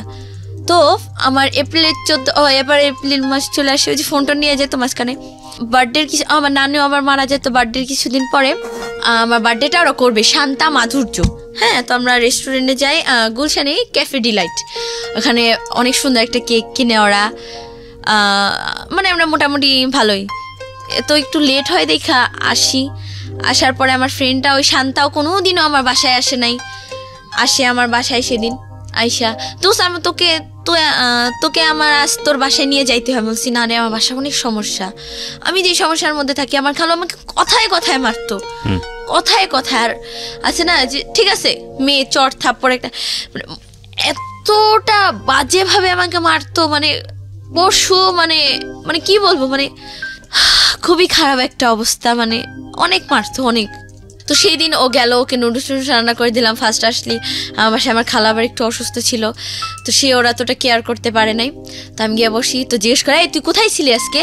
বাবা ওরা তো আমার বার্থডে ইয়া করছে। হ্যাঁ তোমার বার্থডে ইয়া করছে না, বার্থডে মানে সে যখন মারে তার ফেসগুলো এমন খারাপ করে, মানে এতটা ইয়া করে আমাকে, মানে গায়ের উপর উঠে মানে মারতেছে। আর আমার ফ্রেন্ডরা একবার মাইরা গেছে, ফ্রেন্ডরা খাটে বসা আমার সামনে মারলো। তো কি দোষ, তোর কি কোনো ওয়ে আছে এখান থেকে যাওয়ার?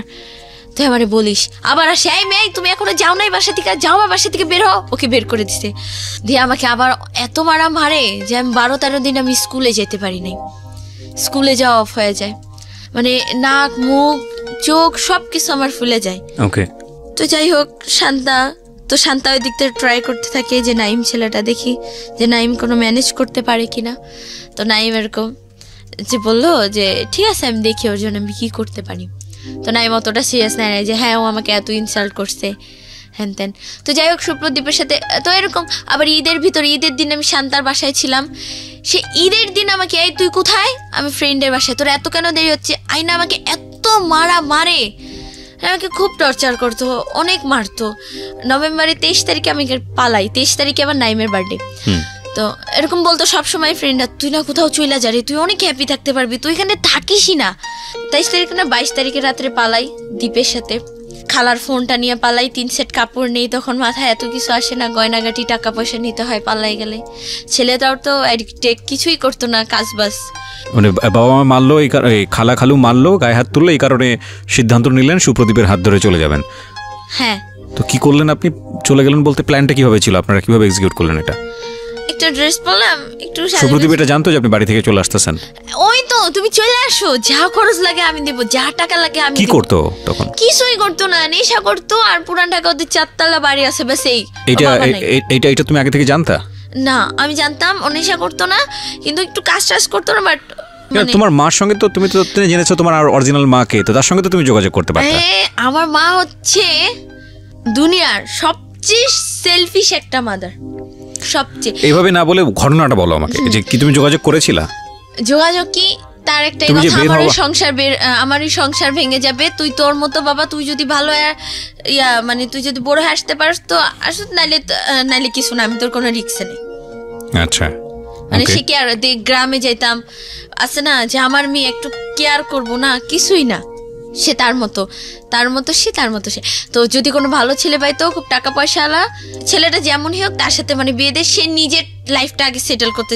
মানে আমার মা টাকা ছাড়া এই দুনিয়ায় কিছুই বুঝে না, টাকার জন্য আমাকে সব করাতে সে বাধ্য, এরকম একটা অবস্থা। তো যাই হোক, মার কথা বাদ। তো এরকম পালাই চলে আসি রাত্রে। আমি আবার গুলশান থেকেই যাই ডাইরেক্ট, গুলশান লেকে বসে আসি, ভাবতেছি আরে যাবো, কি করলাম, ফ্রেন্ডের ছেড়ে আসবো। হ্যাঁ, তো তখন আবার সিজানের কথা ভাবলাম। সিজান বলছে যে তুই কখনো সুখী হইতে পারবি না, হ্যান ত্যান।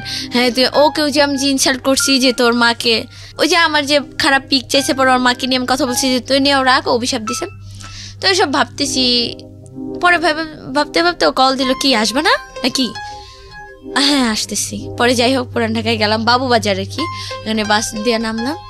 নামার পরে ওইখানে আবার একটা ছেলে আমাকে নিয়ে যে আমাকে লাইফে ভালোবাসছে অনেক ছেলে, কিন্তু আমি মানে বুঝি নাই যে লাভটা কি। ওই সিজনের পর থেকে ভালোবাসা আমার কাছে হয়ে গেছে খেলা, ভালোবাসা হয়ে গেছে আমার কাছে স্বার্থ।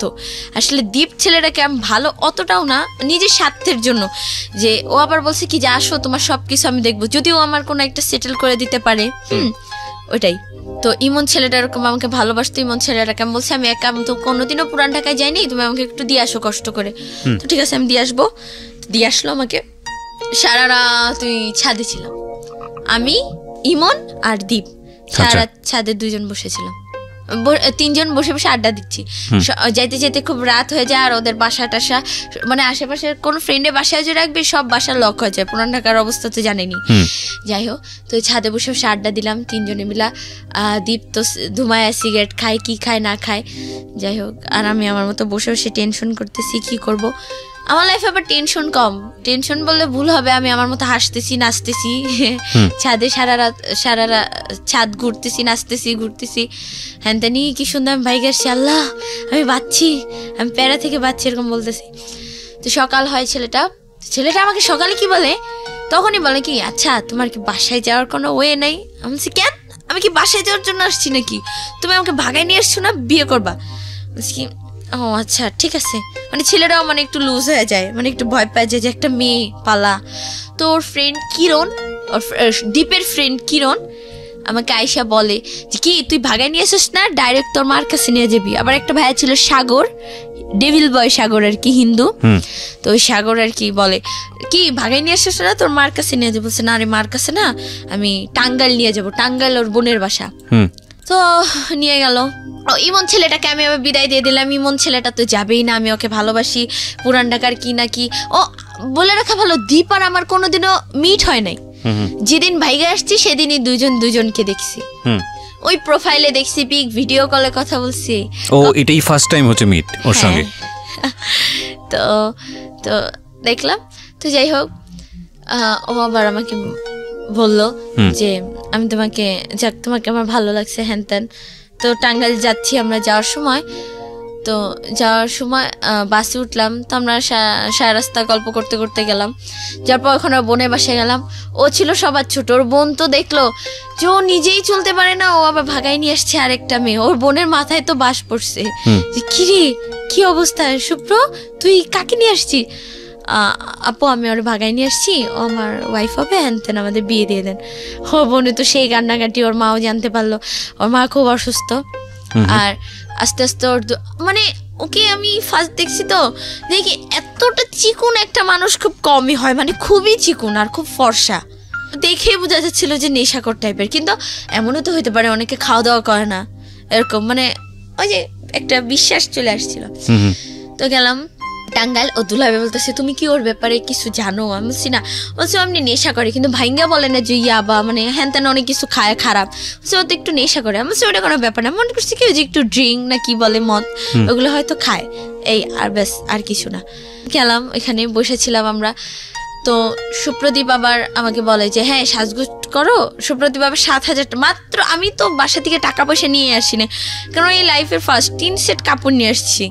আর জাস্ট কসমেটিক্স তো অল টাইম, এখন তো কসমেটিক্স শিখে গেছি। কসমেটিক্সের বক্সটা ব্যাস যাবতীয় যা লাগে ব্যাস ওই নিয়ে আমি আসছি।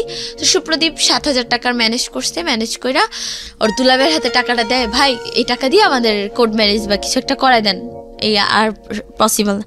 দুলাভাই তো সে রাতে আমাদের একসাথেও থাকতে দেয় না, বোনের সাথে ছিলাম, দুলাভাইয়ের সাথে ছিল যে না কিছুতেই মাইনে নিব না। ও দুলাভাই অনেক বুঝাইছে তুমি চলে যাও। বলছি কি আমি কিভাবে চলে যাও বলেন? গেছি, একটা মেয়ে ভাইগা গেলে সে কি কোনদিন আর ফেরত যায় বাসায়? তার হাজবেন্ড হইতো খালাখালো যতই খারাপ হইতো, যা ওর বিয়ে হয়ে গেছে তো এবার ওর হাজবেন্ড নিয়েও থাক। যখন ছেলেটা আর কি আমাকে বলা শুরু করলো যে বিয়ে করবো হ্যান ত্যান, তো বিয়ে করবো আমি কি দীপ আমি মেহেদি পরবো, আমি চুড়ি পরবো, হ্যাঁ তোমাকে সব কিনে দেবো। আমাকে একটা হলুদ কালার একটা ড্রেস ছিল, ওই ড্রেসটা পরে আমি বসেছিলাম। তো দুলাভাই কিছুতেই মেনে নিচ্ছিল না। সারা রাত আমাকে ওর বোন বুঝাইছে, বোনের সাথে তুমি প্লিজ ব্যাক করো, বাসায় ব্যাক করো। বলছি পসিবলই না আপু, আপনি আমাকে আরেকটা ওয়ে করে দেন। আপনার যদি এত মনে হয় যে আমি ওর জন্য পারফেক্ট না, আমাকে ভুলে যাবো। আচ্ছা দেখো তুমি মেয়ে মানুষ, হ্যান ত্যান, ধর আপনার মেয়ে মানুষ, বের হয়ে আসছি আবার কি। হ্যাঁ আমি তো যাই হোক, ও দুলাভাই হঠাৎ করে সকালবেলা এই সুপ্রদীপ তুই টাকা আনছিস? হ্যাঁ টাকা আনছি, টাকা দে তোদের বিয়ে করাই দিব। দুলাভাইয়ের ধান্দা আছে, টাকা নিবে। এই ও তো খুশি। ওর ফ্রেন্ড কিরণও ছিল যে কি ভাই তোর দুলাভাই মাইনা নিল, মনে হয় তোর ওয়াইফ না হোক ওয়াইফ, যাই হোক ওকে মনে হয় পছন্দ হয়েছে। হ্যাঁ তো আমিও ভাবলাম যাক তাইলে মনে হয় ঠিকই আছে সবকিছু। তো ও মা একটু পর আমরা গল্প, হ্যাঁ ওইটা আবার কি, তো দীপ আর আমার তখন কিস হয়, মানে লাইফে ফার্স্ট। আমি এমন একটা মেয়ে যে আমাকে কোনোদিন কোনো ছেলে মানে কোনো ব্যাড টাচ পর্যন্ত করে নাই। ওকে, বুঝতে পেরেছি। হ্যাঁ, তারপর তো আধা ঘন্টা পরে কিছু সেন্টারের লোক আসলো, রিহ্যাব সেন্টারের লোক। হ্যাঁ, আয়শা এই তুমি সুপ্রদীপ খান? হ্যাঁ হ্যাঁ, ওকে নিয়ে গেল। আমি অনেক কান্না করছি, অনেক, যে প্লিজ ওকে ছেড়ে দেন। আমি পাটা ধরেও কান্না করছি, তাদের কেউ ছাড়ে নাই।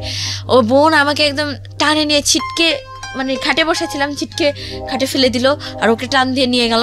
তুমি চুপচাপ বসো ওখানে। আমি কান্না করলাম, আমার মুখ টুক চেপে ধরলো, মানে এখানেও দেখি আরেক অবস্থা। তো ওর দুলাভাই আমাকে, ওই কিরণ ভাইয়াটা, আমি কিন্তু ভাইয়াটাকে চিনিও না। তার আগ পর্যন্ত তো তুমি জানতে না যে দীপ ছেলেটা নেশা করে? না। যখন রিহাবের লোকজন আসছে তখন তুমি কি মনে করছো?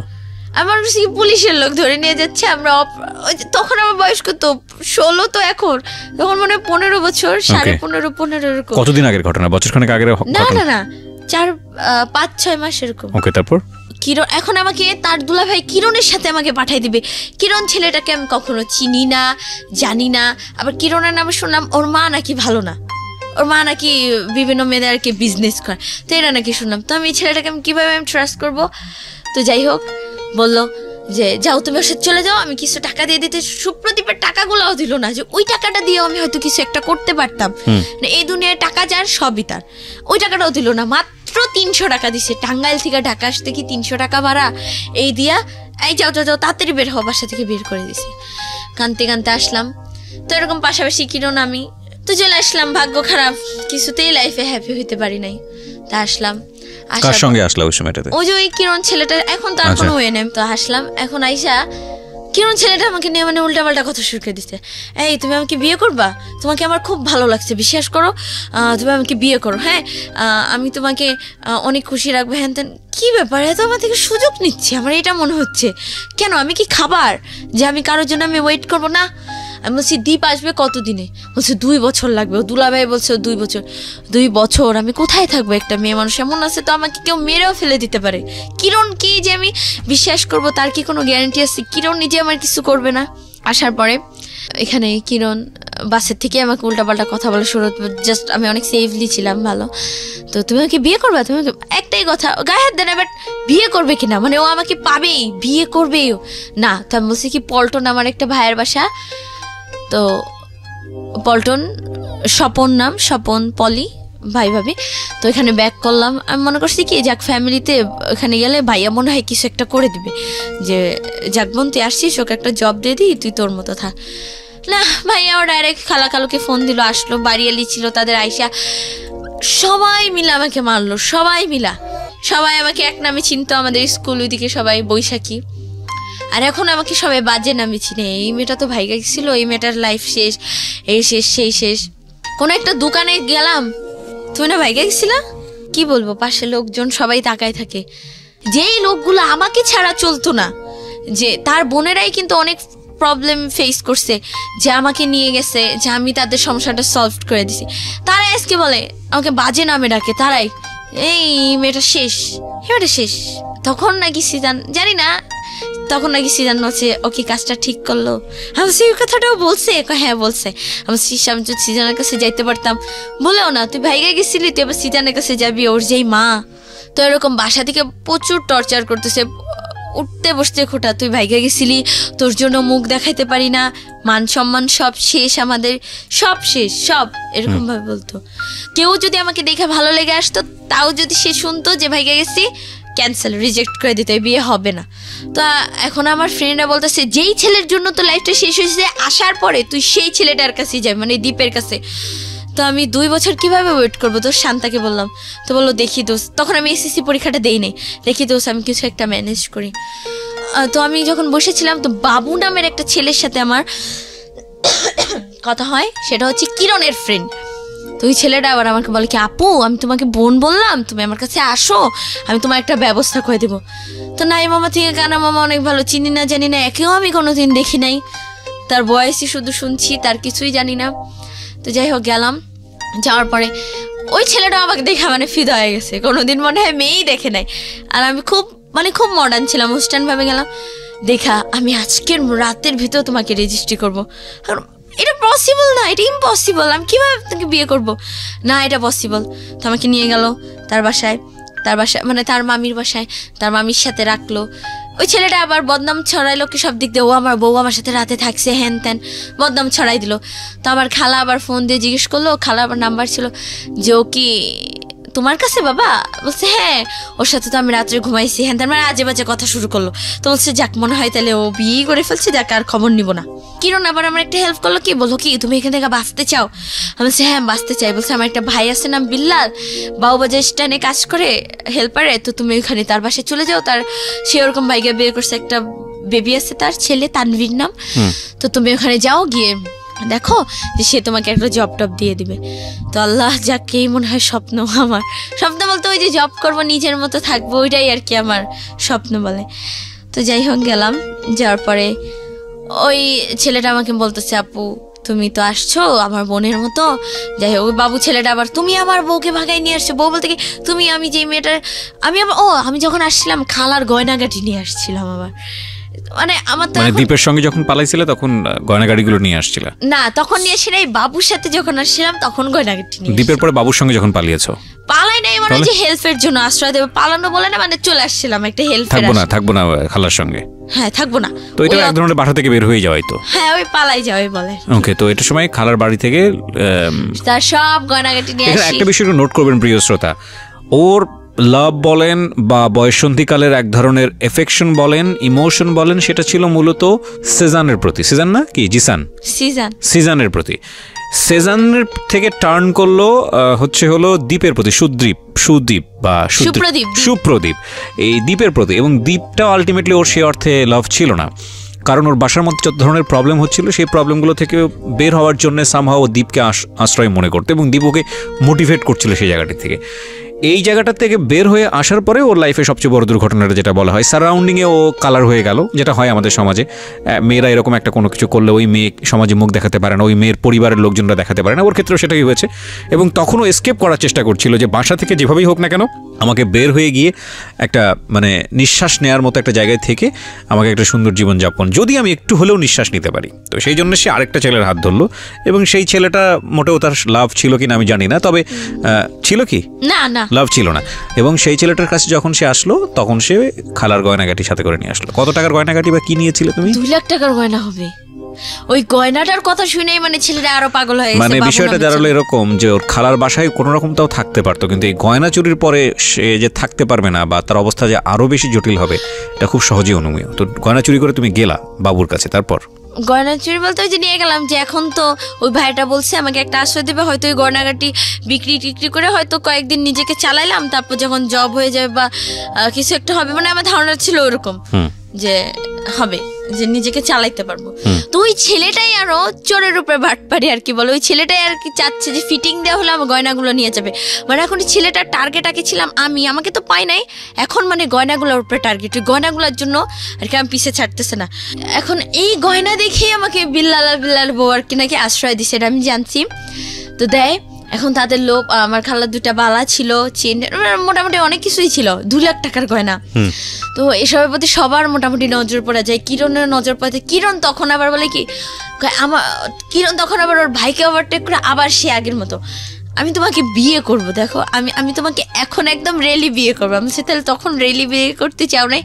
ও তখন চাই সিএম দিয়ে, আর এখন যাচ্ছি মন থেকে। আমি বলছি তখনও যখন চাও না এখনও চাও না, এটা পসিবল না। তো যাই হোক এখন তো ওই ভাইটাও বলতেছে এখন বোন তুমি কি করবা, ওই ছেলেটা তো সবাই তোমাকে ডিস্টার্ব করতেছে, তাদের গ্রামের বাড়ি হচ্ছে বিক্রমপুর, চলো আমি তোমাকে বিক্রমপুর নিয়ে যাই, তুমি আমার ওখানে আমার বোন আছে তার সাথে তুমি কয়েকদিন থাকো। আমার এখানে নিয়ে যাই, তার এক মামাতো ভাই আবার আমাকে পছন্দ করে, এখন ভাবতেছে এই যে এই গয়নাগুলা নিতে পারবে সে, আবার ওই মামাতো ভাইও মানে আমাকে বিয়ে করার বদলে তাকে অনেক কিছু আর কি দিতে চাইছে। তো সেই লোভে সে তার কাছে বিয়ে দিয়ে দিবে। ছেলেটা দেখতো অতটা ভালো কি, আমি ছেলেটাকে চিনিও না, সে আমার সম্বন্ধে জানে।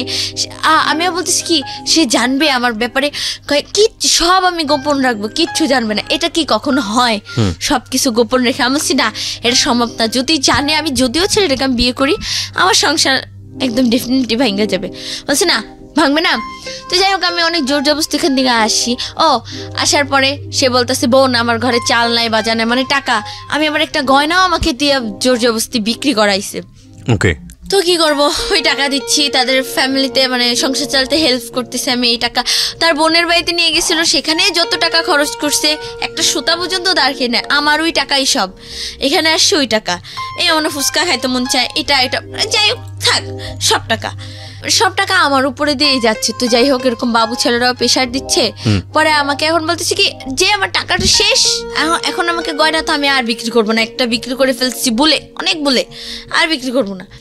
তা এখন তারা আমাকে আর রাখতে পারবে না, তার বউ আমাকে রাখবে, তুই আমার সাথে থাকবি। হ্যাঁ, এখন সে বলতেছে কি ও যদি থাকে তাহলে আমি তোমার সংসার ছেড়ে চলে যাবো। স্বাভাবিক, কিন্তু এটা একটা এক্সট্রা মেয়ে কেন রাখবে? আর ঘুমাইতামও তাদের সাথে। হ্যাঁ, মানে বলে কি যে সোজা না ঘুমায়, মানে একটু বাঁকা ঘুমায়, আওড়াআওড়ি বলে যে তার বউ, আমি তার বউয়ের সাথে, মাঝখানে তার ছেলে, ওই পাশে সে। তারপরও মানে তার বউ এরকম বলতেছে, তাকে থ্রেট করতেছে। তো সে বলতেছে বোন তাহলে তুমি চলে যাও। তো যাওয়ার সময় আমি তাকে 2000 টাকা দিয়ে যাই যে ভাইয়া আমি হয়তো আপনার অনেক কিছু লস করলাম না। বলছে না সমস্যা নাই। তো টাকাটা আমি তাকে দিয়ে আসি 2000 টাকা। তো নেন ভাইয়া টাকাটা রাখেন। তো কই যাবো আবার ফ্যামিলির কাছে। ওই ফ্যামিলির কাছে গেলাম, আবার টর্চার শুরু, আবার লোকে আরো কথা বলতেছে। তো মানে লোকের কথাগুলো মানে এতটাই পর্যায়ে চলে যেতেছে যে বাড়িওয়ালা পর্যন্ত যে এই মেয়েকে রাখতে দিব না এই বাসায়, ওকে বের করে দাও, ওকে এটা করে দাও ওটা করে দাও। আমি কোথায় যাব, কি করব? পরে এই যে নাই এসএসসি পরীক্ষাটা দিব। এসএসসি পরীক্ষা এবার আমি এসএসসি এক্সাম দিছি মধ্যবাড্ডা আলাতুন্নেসা স্কুল থেকে, মানে সেন্টার পড়ছি এখানে। তো আমার ফ্রেন্ড, ওর নামটা আমি বলবো না, আমার ক্লোজ ফ্রেন্ডটাই, ওই নাইমের সাথে আবার যোগাযোগ। নাইম তুই যেমনি হোক ভাই ওকে তুই কর, ওকে তুই একটা ব্যবস্থা কর, ওকে তুই নিয়ে যা। কই নিয়ে যাবো? তোর কাছে নিয়ে ওকে রাখ, তুই একদিন না একদিন তোকে ভালোবাসতিস, তুই এখনো আমি জানি ওকে ভালোবাসিস, তুই ওকে তোর কাছে নিয়ে তুই ওখানে কোনো একটা মেসে ওকে রাখা, ওকে একটা জব টপ দিয়ে ওকে মানে খালি বাঁচা। হ্যাঁ বাঁচা। তো নাইম ছেলেটা বলছে ঠিক আছে চলে আসো। চলে আসলাম, রংপুর চলে গেলাম। তো রংপুর গেলাম, এখানে যেদিন যাব। আচ্ছা, তোমার একবারের জন্য এটা চিন্তা হয়নি যে তুমি যদি লেখাপড়াটা অফ করো তাহলে তোমার লাইফটা শেষ হয়ে যেতে পারে? লেখাপড়া কই অফ করছি, এসএসসি এক্সাম দিছি, এখনো রেজাল্ট আসে নাই। সো এই মনে হয়েছে 3 মাসের মধ্যে লাইফ যেরকম ইচ্ছে সেরকম গোছা নিতে পারবো, তারপরে পাশ করলে আবার আরেক জায়গায় ভর্তি হয়ে যাবো, বিষয়টা এরকম? ওর হাসি বা ওর কথাবার্তা শুনে আপনারা বুঝতে পারছেন যে ওর মেন্টাল ম্যাচুরিটি ওর বয়সের সাথে যতটুকু হওয়া উচিত ততটুকুই হয়েছে, এর বেশি হয়নি। কিন্তু প্রসঙ্গ হচ্ছে যে এই ধরনের এই বয়সে ছেলেমেয়েরা ভুল করতে পারে, কি লেভেলের ভুল করে এবং তাদের জীবনটা আসলে কোথায় গিয়ে দাঁড়ায়। কারণ আমি বলছি যে এই অনুষ্ঠানটা সব শ্রেণীর মানুষজন শোনেন, সুতরাং সেদিক থেকে আজকের এই অনুষ্ঠানটা খুব গুরুত্বপূর্ণ। হ্যাঁ বলো। তারপর রংপুর যাব, তো নাইমের আসার কথা 11 তারিখে, আমি 8 তারিখে বের হয়ে যাই। মানে আমি আর সহ্য করতে পারতেছি না, বাসায় কি করব, বের হয়ে যাই। ফোন দিলাম, হ্যাঁ কই তুমি নাইম? কেন? রংপুরে আমি আসতেছি। হ্যাঁ আসতেছি মানে কি বলো এগুলা? মানে ওর মাথায় একদম আকাশ ভেঙে পড়ছে। দাও আমি তোমাকে কল্যাণপুরের ধানমন্ডি ওখানে দুইটা, ওই দিনে আবার নাইমের বেস্ট ফ্রেন্ড নাহিদ আসে ঢাকা, মানে ঢাকা বলতে রংপুর যায় ঢাকা থেকে। তো আমি ওর সাথে গেলাম। আপেল ভাইয়া নামের একটা ভাইয়া ছিল, আমাকে খুব হেল্প করছে যাওয়ার সময়। নাইম আবার কি করছে, তোমার কাছে টাকা আছে? আমি বলছি কোত্থেকে, আমার কাছে তখন টাকা টোকা কিছুই ছিল না। বিকাশে টাকা পাঠাইলো আমার যাওয়ার ভাড়া, আমার ওখানে যে কি বলে ফুড ভিলেজ, ওখানে নাইমা খাওয়া দাওয়া, রাতের খাবার দাবারের খরচ সব কিছু পাঠানোর পর আমি রংপুর যাচ্ছি।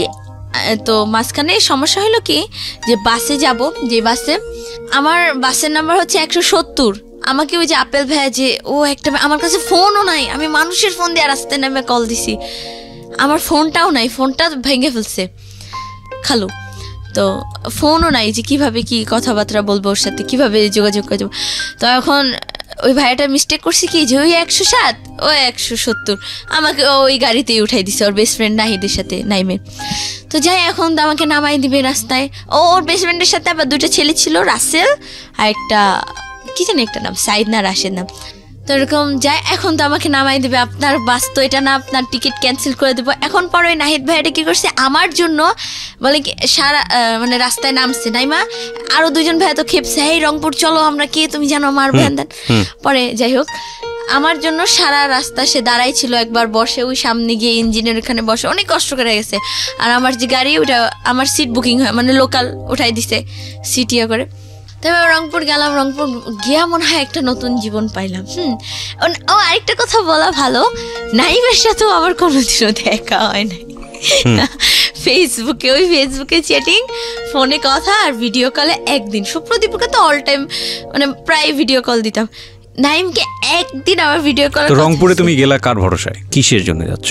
মানে তুমি এত নাম বলছো, আমি কনফিউজ হয়ে যাচ্ছি আসলে। নাইম, কখনো কখনো দীপ, কখনো বাবু, কখনো কি, মানে এত কিছু কেন? মানে ফেসবুকে যাকে পাচ্ছ তার সঙ্গে সম্পর্ক হয়ে যাচ্ছে, এরকম কি ব্যাপার? True confession actually. হ্যাঁ, তারপর বলো, রংপুরে গেলা তুমি কার ভরসায়? নাইম, অথচ তুমি তাকে একদিনও দেখো নাই? না। ওকে, বলো। প্রপার এডুকেশন অনেক ইম্পর্টেন্ট প্রিয় শ্রোতা, ফ্যামিলি এডুকেশন অনেক বেশি ইম্পর্টেন্ট, যেটা ওর ফ্যামিলিতে ওর জন্য ল্যাক ছিল ডেফিনেটলি। হ্যাঁ, বলো তারপর। তো আমি মানে বাস থেকে নামলাম, নামার পরে দেখলাম নাইম। ওই নাইমকে দেখার পর আমার যে এত আগে পরে এত কিছু ছিল, আমি যে আল্লাহ সব ভুলে যাব, মানে ওর চেহারাটা দেখা। আর নাইম ওই যে মামতি নামের একটা মেয়েকে পছন্দ করতো, ফার্স্টেই বলছিলাম যখন আমি ওর সাথে ব্রেকআপ করলাম। তো ওই মামতি নামের মেয়েটাকেও ভুলে যাবে আমার জন্য। তো নাইম ছেলেটা কি মানে খুব শৌখিন ছিল, ও কক্সবাজার এখানে সেখানে ঘুরবে, কিন্তু ওই টাকাও জমাইছিল। নাইম আবার বেকার ছিল, বাট কাজ মানে হাত খরচ দিত ফ্যামিলি থেকে ভালোই। তো নাইম আমাকে মেসে রাখার পর ভাবতেছে যে জব দিয়ে দিবে, নাইলে ওই একটা জব করে আমাকে চালাবে। হ্যাঁ, নাইম আমাকে বিয়ে করবে, আমিও খুব রাজি, মানে আমিও রাজি যে এবার আমি একদম মন থেকেই চাচ্ছি যে কাউকে বিয়ে করব, সে হচ্ছে নাইম। মানে মন থেকেই, মানে মনে হলো কি যে আমার ফার্স্ট লাভ যদি সিজান হয়, তাহলে আমার লাইফের সেকেন্ড লাভটা হলো নাইম। তো যাই হোক, নাইম আমাকে মেসে রাখলো। তো ওইখানে কারমাইকেল যে ক্যাম্পাস, রংপুরে কারমাইকেল ক্যাম্পাসে সারাদিন ভাইয়াদের সাথে ছিলাম, তৌকির ভাইয়া, সাগর ভাইয়া, মানে ওইখানে গেলাম কি মানে সব খুলে কি আমি মনে করছি কি আমার যে ফ্রেন্ডটা, ওকে হয়তো সব বলছে আর কি, যে ফ্রেন্ডটা আর কি ওর মাধ্যমে লাইন করে দিছে, শান্তা আর কি, ও হয়তো বলছে, কিন্তু না, ও শুধু এটুকু বলছে ও বাইকে গেছে একবার, হ্যান তেন, হ্যাঁ বিয়ে হয় না এটা তো জানি, মানে এত কিছু বলে দিয়েছে, এত কিছু হয়ে গেছে, ভাইঙ্গা বলে নাই।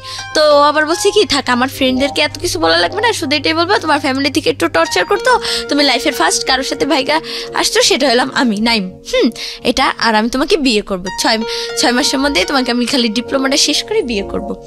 তো আমিও খুব খুশি যে যাক, এখন মনে হয় একটা পারফেক্ট ছেলে পাইলাম এখন। তো কপালে জোরে তারে হারাইলাম যে সারাদিন কারমাইকেল ক্যাম্পাস, মানে ছেলেটা এখন আমাকে ফার্স্টে যখন গেছি নিজস্ব মেসে তুলে দিতে পারে নাই, কোথায় রাখবে, এর পায়ে ধরতেছে, আপু এখানে মেয়েদের এক্সট্রা হোস্টেল বলে, যে আপু একে একদিন রাখেন, আপু একে, ছেলেটা নাইম ছেলেটা যদি পারতো আমার একটা, সেই রংপুর কেউ জানতো না যে আমি গেছি ওইখানে, আমাকে কিছু খারাপ কিছু একটা করে আমাকে মেরেও ফেলে দিতে পারতো, কিন্তু না, ছেলেটা আমাকে সত্যি ভালোবেসে ফেলছিল নাইম।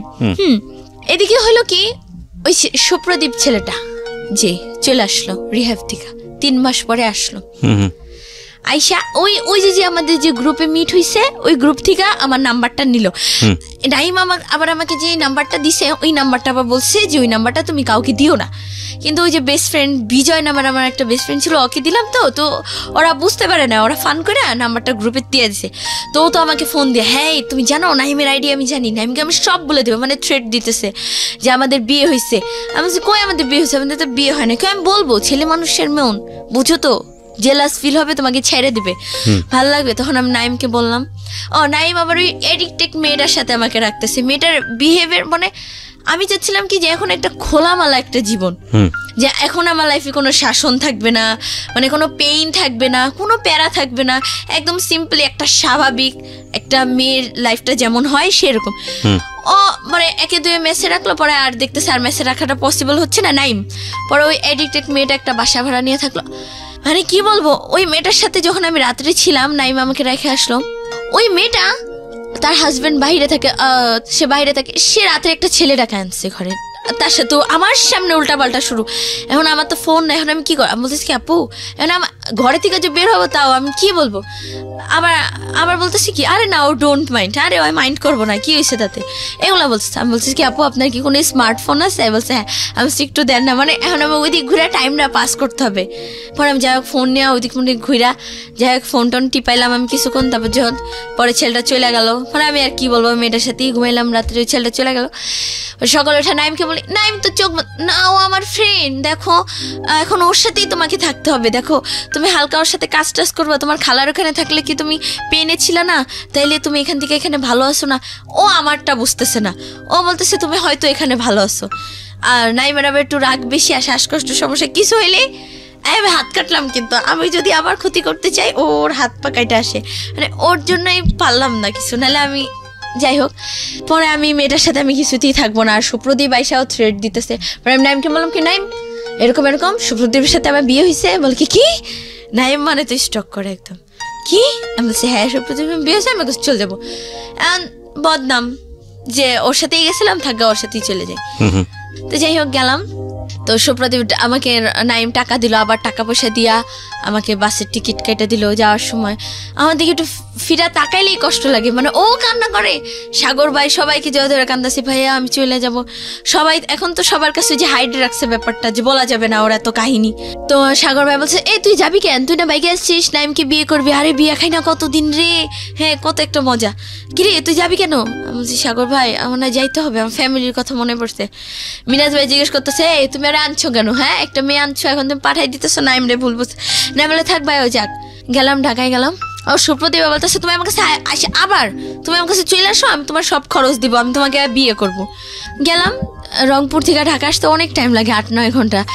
রাত 11টার গাড়িতে উঠছি, সকাল 9টার সময় নামছি গাড়ি থেকে, পুরাই টায়ার্ড। আসলাম আবার বাবুবাজার আসলাম, বাবুবাজার আসা দীপকে ফোন দিলাম, দীপ কই তুমি? আসলো, আচ্ছা বলে কি আমি তো তোমাকে শুধু দেখতে চাইছিলাম, আমি তো তোমাকে আনতে চাইনি। এটা একটা কথা, এটা একটা কথা দীপ। আচ্ছা হ্যাঁ কি, আমি তোমাকে শুধু আনতে চাইছি, মানে দেখতে চাই, আমি তোমাকে আনতে চাই নাই তো। ও নগদ পোল্টি, কি করব এখন? আমার তখন এমন কেউ নাই আমি তাকে ফোন দিয়ে বলবো ভাই আমাকে একটু আশ্রয় দেন কোথাও। হ্যাঁ আশ্রয় কেন দিবে না, আমি একটু যুবতী মেয়ে দিবে, কিন্তু ওই যে সুযোগে সদ্ব্যবহার করার জন্য সবাই। তো এই কথাগুলো ভাবি কার কাছে যাব। আবার নাইমকে আমি ফোন দিয়ে বললাম, নাইম বলে কি তুমি সোজা তুমি চলে আসো রংপুর। হ্যাঁ নাইমের এক কথা, তুমি রংপুর চলে আসো, আমি তোমাকে ওই ছেলের এখন সুপ্রদীপ বলে কি আমি না তোমাকে একা ছাড়বো না, আমিও না তোমার সাথে রংপুর যাবো, টাকাটা কি ওর বাবা দিবে? হ্যাঁ মানে এমন একটা অবস্থা। আবার নাইম এক্সট্রা আবার টাকা পাঠালো, 500 টাকা করে টিকিট, আবার এক্সট্রা টাকা পাঠালো, ও আসবে ঠিক আছে আসুক। গেল সকালে, পরে ওর ফ্রেন্ডরা সবাই জানছে মোটামুটি যে এনতেন ও মেবি ওর হাজবেন্ড, তাহলে নাইম তুই কেন ওর জন্য এত কিছু করবি, সবাই স্বাভাবিক। তো নাইম তো কান্না করে, নাইম তো আমাকে আসতে দিবে না। তো যাই হোক নাইম বললো ঠিক আছে আবার টাকা পাঠাই দিই, তুমি আবার চলে যাও ঢাকায়। তো ঢাকায় চলে আসলাম ওর সাথে। আবার রংপুর থেকে নাইম বললো যে থাক তোমরা চলে যাও, তোমরা তোমাদের মতো সুখী মানে হ্যাপি একটা লাইফ করো। তো যাই হোক আসলাম, আসার পরে সুপ্রদীপ আবার হ্যাঁ আমি তো তোমাকে শুধু একটু দেখতে চেয়েছিলাম, এখন তুমি আবার আনলা, তুমি আবার আমার গলায় ঝুলে আসলা, আমি তোমাকে দিয়ে এখন কি করব? এখন আমাকে রেখে আসছি সোহান ভাইয়ের বাসায়, মানে এই বাবুবাজারে একটা সোহান ভাই, তার বাসায় রেখে আসছে। রেখা এখনো আমার কোনো খোঁজ খবর নেয় না। নাইমকে ফোন দিছি, নাইম বলছে ভালো আছে, আমি বলছে হ্যাঁ ব্যাস এত কথা নেই। নাইমের সাথে তো আমরা কেন আমাকে পাঠাই দিল, ভালো মতো কিছু না শুই না। তো সুপ্রদীপ ছেলেটা আবার পোল্টি, ওই যে আবার তো আবার বলতেছে কি ভাই জান্নাত কই? বলছে জান্নাত তো ঘরে। জান্নাতকে একটু বের করেন, আমি ওকে একটু ঘুরায় টুরায় নিয়ে ইয়ে করো। তো সোহান ভাই আবার আমাকে বুঝাইলো দেখো ও কিন্তু একটা এডিক্টেড ছেলে, তোমার লাইফটা শেষ হয়ে যাবে, তার থেকে তুমি সারা জীবন মানে বিয়ে করো না, তুমি এমনি থাকো, তাও তুমি ভালো থাকবা।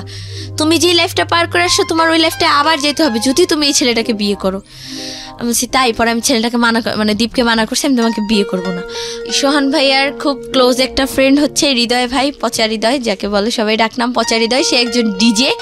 তো আমি আবার নাচ গান এগুলা খুব পছন্দ করি আর কি। তো সে এরকম বললো কি যে তুমি নাচ গান খুব লাইক করো, তাহলে কাজ করো তুমি পচা হৃদয় ভাইয়ের কাছে চলে যাও, তো দেখো সে তোমার লাইফটা কিছু একটা করে দিবে। তো এরকম নদীর ওপার বলে যেটাকে, তো পচা হৃদয় ভাইয়ের কাছে আমাকে দিয়ে আসলো। আজকে 2 দিন হলো তার বাসায়। পচা হৃদয়ের নামটা কিরকম মানে বুঝলাম না, পচা হৃদয় কেন তার নাম?